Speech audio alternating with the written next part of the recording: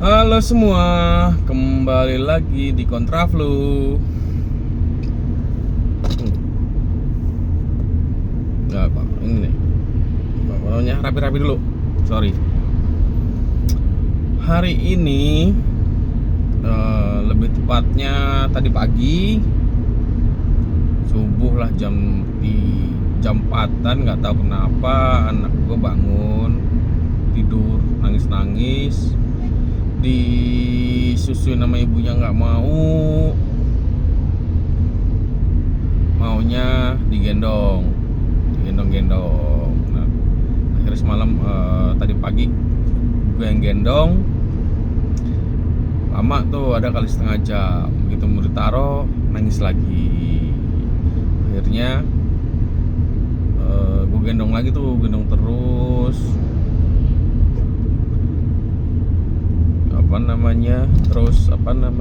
Gua siasatin. Awalnya duduk di kursi tuh, kursi kantor gitu kan.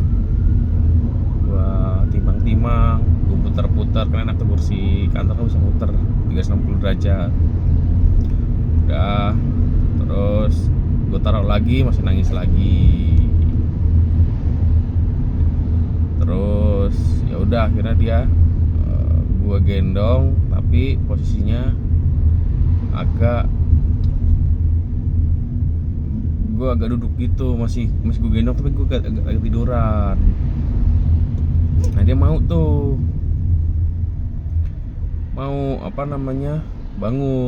bangun, masih mau tidur. Ternyata kayaknya lagi bahasa Jawanya aleman sama bapaknya. Ini semalam dari jam berapa? Dari jam 5 kali ya. Setengah 5, jam 5 itu sampai jam 6, 1 jam itu tidurnya meluk gua. Tidur di atas gua gitu dianya. Kayak nggak boleh bapaknya pergi. Jam 6 kan gua harus bangun, harus siap-siap segala macam. Akhirnya gua pindah, tetap aja nangis. Gendong-gendong. Ya, gitulah punya anak. Namanya juga punya anak, bro. Malah itu yang bikin kangen sama anak. Bener ya kata orang-orang, kalau udah punya anak tuh bawaannya kangen mulu sama anak. Bawaannya pengen main, tapi gila ntar udah di rumah udah main sama anak sejam, bosen. Kitanya yang bosen. Terus udah mulai susah diatur, kitanya jadi sebel sama anaknya, nangis mulu. Kenapa gitu ya?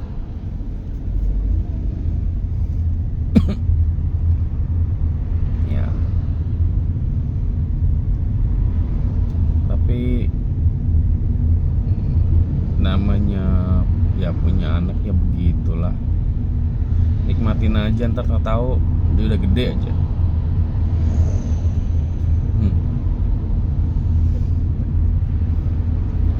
Ya, hari ini bahas apa ya?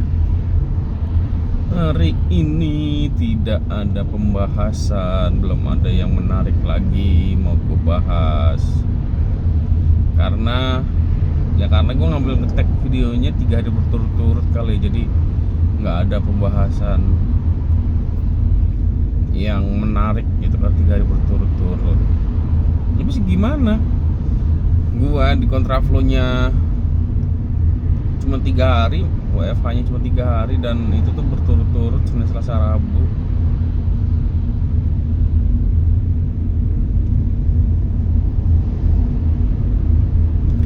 Paling gua mau, kemarin kita ngebahas apa sih? Kemarin ngebahas ini ya, pengalaman kerja ya buat fresh grade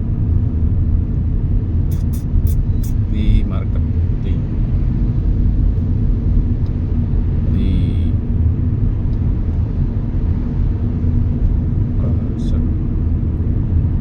Kalau begitu ini aja deh, gua mau ngebahas tips-tips pekerja Gen Z. di zaman sekarang. Jadi sebenarnya ada beberapa perusahaan yang bukan anti ya, cukup selektif untuk mempekerjakan Gen Z, karena Gen Z itu dibilangnya tidak tahan banting segala macam. Beda sama generasi 90-an yang dalam tanda kutip loyal lah gitu. Tapi menurut gua nggak sepenuhnya betul. Wih, ada apa di polisi? Rame-rame. Menurut gua nggak sepenuhnya betul. Buktinya di kantor gue yang sekarang banyak Gen Z-nya, dan mereka tuh loyal. Gini, di kantor gue yang sekarang itu gue bisa gue bilang untuk divisi marketingnya relatif muda-muda semua. Gue nggak nemuin yang di atas. Paling tua gue, enggak deh, paling tua bos gue di marketing ya, selain GM-nya tuh feeling gue baru 40, nggak nyampe, baru 40 awal lah feeling gue mah, gue Ernie itu. Terus yang paling tua bos gue tuh cuma di sana sama gue 35 by the way. Itu paling tua di divisi marketing,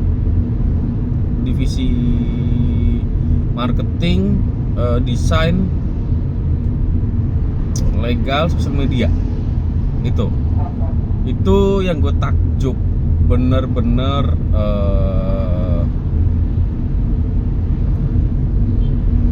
membuka mata gue. Biasanya perusahaan-perusahaan lain itu terutama divisi marketingnya orangnya pada tua-tua.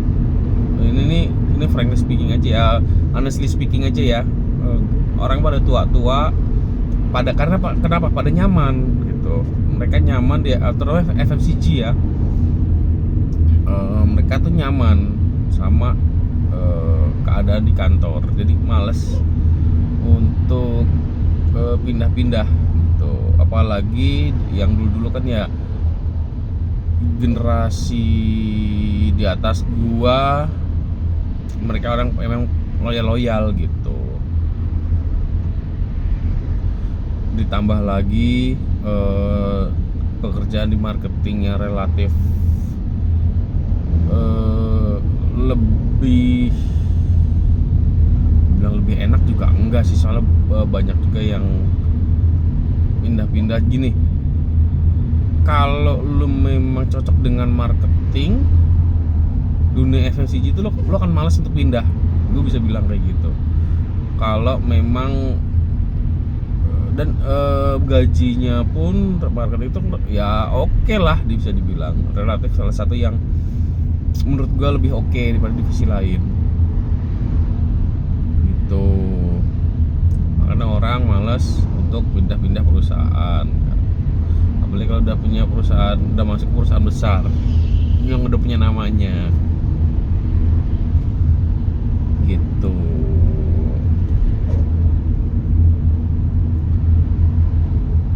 Nah, ini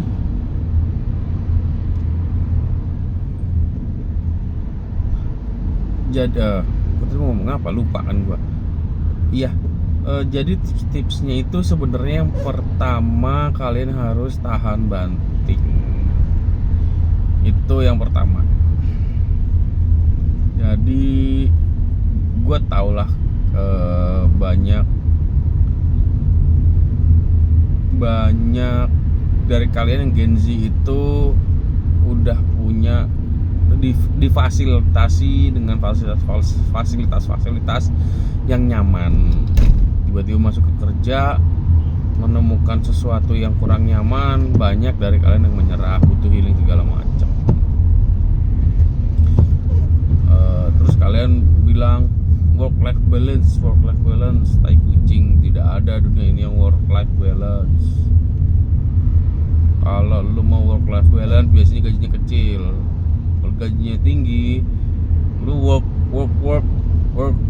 life gitu. Jangan lu ngomong Ya lu kan enak di kantor lo, muda-muda semua, apa paling ini orang-orang yang butuh duit. Jangan salah, di kantor gua itu ada orang yang tajir, itu jadi KPE marketing, dia itu tajir lah gitu, bapak ibunya. Dia itu Gen Z juga, tapi dia tahan banting.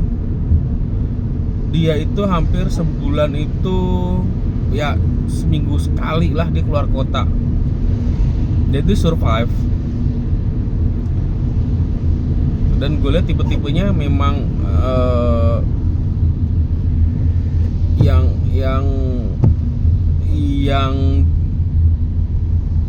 nggak dimanjain sama orang tuanya gitu. Either gue nggak tahu ya, nggak dimanjain sama orang tuanya atau dia mau survive. Gue cewek loh, padahal gue mau bertahan gitu. Dan gue tahu di dalam hatinya itu mungkin awal-awal dia juga nangis, tapi dia bertahan gitu. Kalau dilihat apa dia butuh apa, duit di kantor ini pun mungkin cuman buat pesan doang, nggak ada artinya gitu ya, jajan doang. Tapi yang feeling ini yang gua lihat sih, dia nyari pengalaman, nyari temen, nyari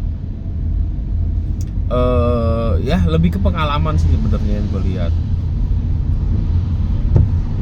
Jadi buat kalian Gen Z yang bapaknya nggak tajir tapi manjanya naujubillah, janganlah. Kalau kalian mau kerja, mau bener-bener punya penghasilan, jangan manja. Satu. Kedua, jangan pilih-pilih pekerjaan. Kalian S1 terus nggak mau digaji UMR, baru lulus nih kalian, nggak mau digaji UMR, mau gaji berapa lu? Lu berharap lu S1 sarjana di UI misalnya, gue nyebut merek nggak apa-apa, atau sarjana di universitas terkenal lah, nggak usah UI ya, UI lah gue sebut, terus nggak mau digaji UMR. Lu berharap lu baru lulus mau digaji 10 juta gitu, 15 juta, ya gak bisa lah. Semua pasti dari UMR. Gua dulu gaji gua di bawah UMR awal kerja. UMR Jakarta tuh 2,8. Gua digaji 2,6 awal kerja. Cuman kesini itu terus bertahap, naik, pasti ada kenaikan. Lu kalau mau step up, mau gaji lu tinggi, ya lu improve, lu cari pengalaman dulu setahun 2 tahun. Kalau lu nggak nyaman, gaji lu kurang, baru pindah.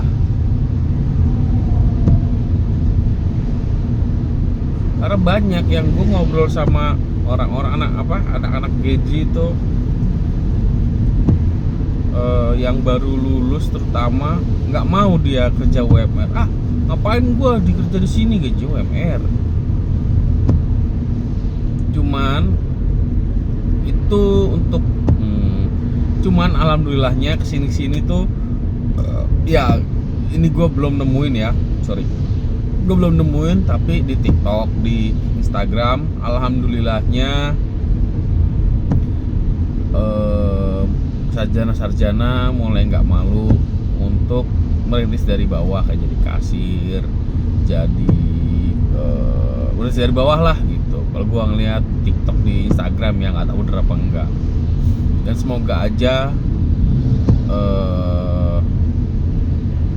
ya bukan doain sih, itu maksudnya lu nggak gengsi untuk bekerja dari bawah gitu. Toh lu kalau misalnya kabur aja dulu, lu di luar juga jadi tukang cuci, jadi tukang sapu, tukang bersih. Nggak mungkin lu tiba-tiba jadi staff marketing gitu, atau store manager, nggak mungkin. Temen gua, dia itu di sini terakhir jabatannya tuh senior senior account eksekutif agency. Terus dia pindah ke Australia. Dia tukang cuci bro, cuci piring. Enggak juga tuh dia jadi senior account eksekutif di sana, atau jadi manajer account eksekutif di Australia. Tapi memang gajinya, ya lo kalau bilang ya tapi kan gaji gede di sana, ya gajinya gede. Cuman kan pengeluaran di sana juga besar. Gitu. Ya kalau dibilang tukang cuci piring sana sama tukang cuci piring di sini beda gaji, ya memang beda. Gak bisa disamain. Karena pendapatan pun beda. Pengeluaran per bulannya, expense pun beda di sana. Kalau mereka gaji kecil, nggak akan ada yang mau jadi tukang cuci piring di sana, karena di luar negeri itu hitungannya per hour, per jam.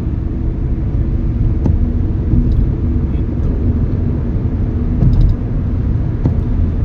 Oke, segitu aja. Gue udah keluar dari kontraflow.